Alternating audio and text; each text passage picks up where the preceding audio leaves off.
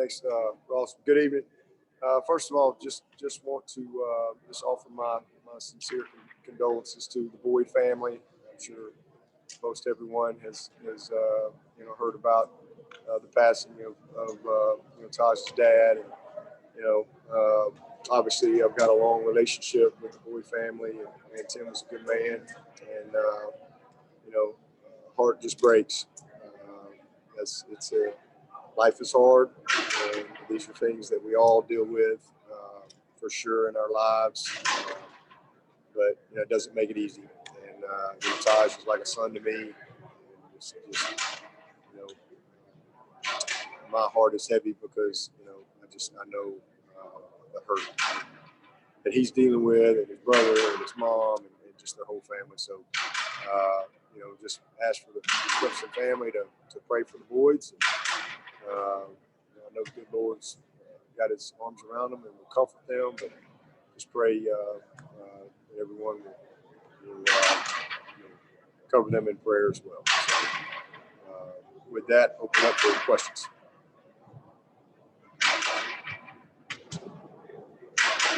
Hey, Coach, it's Trevor Gross from CTigers.com. Is this perhaps the most challenging season you've had, even beyond all the COVID stuff? We know that, but how challenging that is, but just with all the injuries that you've had this season. Oh, it's no question the most challenging season. Just, we're in uncharted territory every single day. But you know what? Hey, listen, I just embrace the challenge, and it's something that everybody's dealing with. I always say, just like playing in the rain. If it was only raining on one sideline, we'd have a problem. But everybody's dealing with the same challenges. Between everything out there and injuries and things like that, listen, I'm proud of our team. I mean, it's amazing. I mean, if you'd have said, in the summer that we were going to we weren't going to have our starting quarterback for a couple of games. We were going to have the type of injuries and people unavailable and things like that. But yet here we are, 7-1, and in control of our destiny in November. I'm super proud of our guys. Super proud of our team, our staff, and I think that we're where we hope to be as far as in the hunt to win this league, because that's what it's all about for us. And, we're on track, but we've got to take care of the task at hand and don't have any room for error. So it's the best of one every day, and but we've had. We certainly have had to step up and accept the challenge, all year. And these guys have done an amazing job of that. I don't have any doubt they'll continue to do that. Hey, it's David Hood with TigerNet. Speaking of those injuries, do you feel a little bit better about maybe some of those guys that were day to day, and their chances maybe of playing this week? Yes. I mean, we've got a couple of guys I know are going to be out, but and who knows what happens between now and Saturday morning. I don't even worry about it anymore. I just, let's see who's ready, who's available. Let's go play. But I do feel a lot better about several guys that, are definitely in that day-to-day category. And so we're hopeful. But I will say this, we're really trending in a positive direction. We've dealt with a lot. Hopefully we've got the worst behind us, but we are trending in a good direction with some of these guys. Like a guy like Rook, for example, he has really, really made great progress, and we think we're going to get him back, by the VTech game. That would be a big shot in the arm for us. He's a guy people don't know a whole lot about. So we've got several guys that I feel like are really, really close. Skowski is going to be out this week, but man, he's really doing well. Frank is getting better. So we've got, and then a bunch of other guys that I think are listed as day to day. Hopefully we'll be able to go. I'm sorry if you've been asked this before, but do you feel like the lack of true summer conditioning and being able to run up and down the dam and the 6 a.m. mat drills and the lack of spring practice is hurting every team across the country, not just Clemson, that it's such a physical sport that lack of being there, full on during the summer has begun to hurt? Yeah, I don't know. I mean, we probably had more opportunity than most. We did have non-spring practices. We had our mat drills, but certainly not having the ability, the second half of March, all of April, and May and June to train like we needed to. I don't think there's any question that that's affected many teams. But I don't know that that's a reason or whatever. Sometimes that's just kind of how the ball bounces for you. But hey, we're battling, and we're growing as coaches. We're growing as a team. We've got a lot of guys that have gotten a lot of opportunity, and probably will continue to do that. And so, just is what it is. I don't really spend any time evaluating all of that. I mean, I think again, some years it's just a little more challenging than others when it comes to injuries, but we're figuring out a way, and that's what matters. Hey, Dabo, it's Josh from the Postman. Just of those guys who have been banged up on defense, are there any aside from Tyler and Skowski who for sure you'll be without this weekend? I think you said the only guys I know for sure I'm gonna be out. Aside from Davis, for sure, Skowski and Frank. Other than that, everybody's got a chance to play. Coach, it's Trevor again. You said back in camp that you were looking at the inexperience. You knew you were going to have a lot of inexperience on that second team offensive line coming in to the season. Those starters, they've averaged well over 80 snaps in 4 of the last 5 games. Is that seems like a lot? Is that abnormally high? And how much of a toll does that take late in the season? Well, we want to get 80 plus snaps a game. That's always a goal for us. And but we definitely have always spread those snaps out a little bit more. I mean, we've had some years where it's been similar to this, but last year was awesome because we were able to roll a lot of guys and keep the snap count down. But we've had a tough schedule, man. We've had some challenging games, and those guys have hung in there. That's an area we've been pretty fortunate. Is that first group of OL being able to keep them out there for them to be able to hold up, play as many snaps as they've had to in some tough physical games. So we knew coming in that was the area in our team where we didn't have a lot of room for error from a knowledge and an experience standpoint. But we've made progress. We've made a lot of progress that hasn't shown up yet to outside people. But I think that we're building.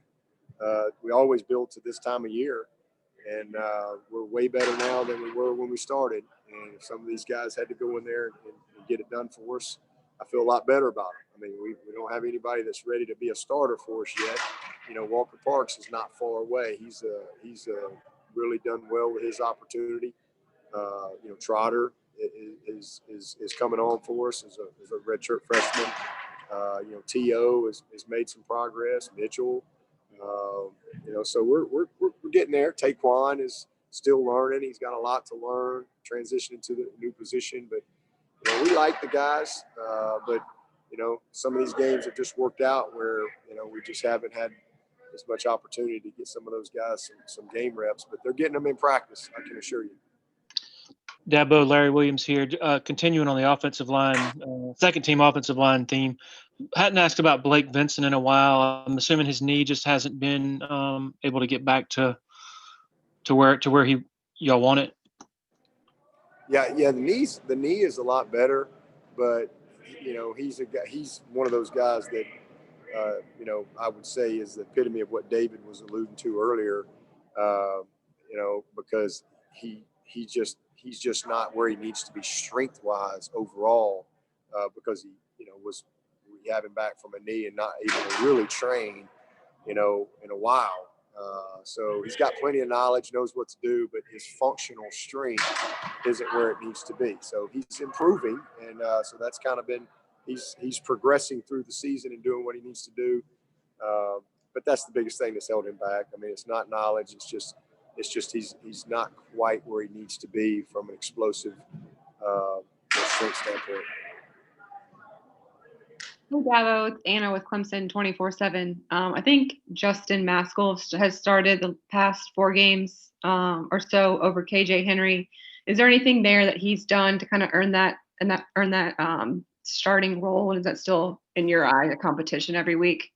Yeah, I don't even keep up with it, to be honest with you. You know, I mean, that's kind of a coin toss every week with Ski. So I know both. I trust both those guys. Both those guys are starters in my eyes. You know, who runs out there first, I don't really care. They're both going to play. You know, every week they're going to play right about the same. You know, it could change week to week, but you know, both of those guys are starters in my eyes.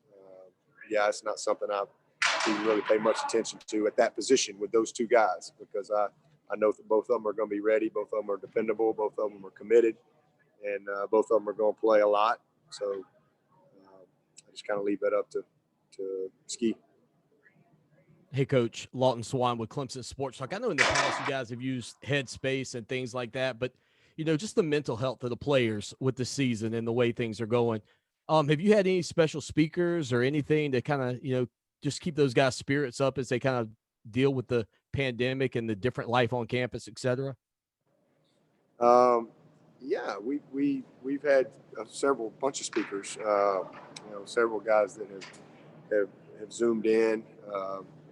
You know, throughout the fall, we had speakers in fall camp. We've had speakers, you know, throughout. We had Sam Macho last week. We've had Steve Young. We've had, you know, multiple guys that you may know or you may not know.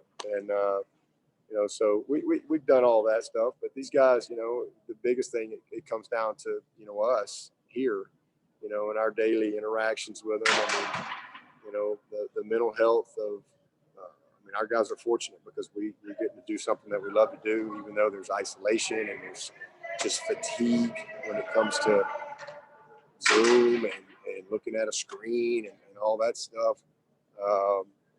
Online classes, I mean, there's just a lot of fatigue. So that's probably the case for everyone, you know, and for people who don't have, you know, the resources here and the fellowship that we do get to have. I mean, it takes a toll, I think, from a mental standpoint. I worry about a lot of young people out there and the challenges that they're having with isolation and all this stuff. But, you know, our guys are doing a good job. And again, it just comes down to our daily interaction with them and you know, just having appreciation for the opportunity we have and enjoying each day and focusing on what we control, not getting distracted by what we don't control or worrying about things that we have no control over. Let's you know, just enjoy each and every day that we get. And I think our guys have done a great job of that all year. Yeah, but this is Larry again. Just curious for your evaluation, 8 games in on Bentley, McGuire, and Patterson. Yeah, I mean, 3 good players, all basically redshirt freshmen. I think Kane played last year, but technically he's a redshirt freshman. And all of them playing special teams. Have done some good things there. You know, Kane's had an interception. You know, Monte's had a couple nice plays.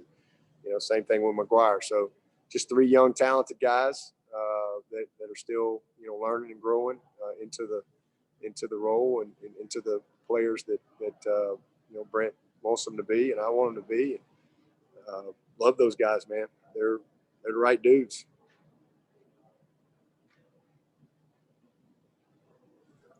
It's David again. I found it a little bit interesting. I think you got asked 2 questions about Florida State yesterday. Mike Norvell didn't get hardly any Clemson questions.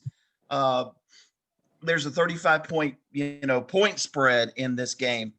But do you think Mike is the kind of coach that can bring that program back? And do they have, you know, the pieces in place to once again become a power in college football? And is it maybe a little bit easier at a place like Florida State than maybe some others? Well, I mean, yeah, I mean, Florida State's a national brand. I mean, they're in a state with, I mean, Florida, Georgia, Texas, California. You know, I mean, doesn't get any better than that when it comes to, you know, I don't know if I said Georgia or not. When it comes to, you know, your home state recruiting, I mean, you got a recruiting base that's unbelievable, and obviously they've got an incredible brand and a great tradition. So you know, I mean, that's what they hired him to do. And I don't really know Mike well. I just know he's had a lot of success wherever he's been. So, you know, history says that yes, he's going to be very successful there. You know, so, and I can just tell you, in watching them, you know, from a totality standpoint, from beginning to where they are now, they've gotten better and they're improving. You know, they're not worried about their record. They're worried about building a program and getting better. And you know, we're going to have to play well. I mean, these guys are competing at a high level. They're playing with a little more discipline. They're better positioned. They got a bunch of young guys up front that are trying to compete, and they got a young quarterback that they can really build around, because this kid is, as I said the other day, he is a problem. They've got, I mean, 13 and 11 at the end are as good looking guys as you're going to see. So they got a lot of pieces. They got plenty of skill. Love their backs. I mean, big, strong, tough runners. So, I mean, I think that they're making progress. Maybe not on the scoreboard yet, but sometimes, you know, as a coach, you're making a lot of progress. You maybe aren't getting the results on the scoreboard yet. But if you stay the course on some of the core ingredients that it takes, then eventually you'll get there. But you know, it's, from my perspective, man, I got all the respect in the world for Florida State. I've had my butt beat down there many times, and here as well. You know, this is I don't care what their record is. These guys are on full scholarship and highly recruited guys, and I got great respect for their program and for you know, how we have to play to win this game.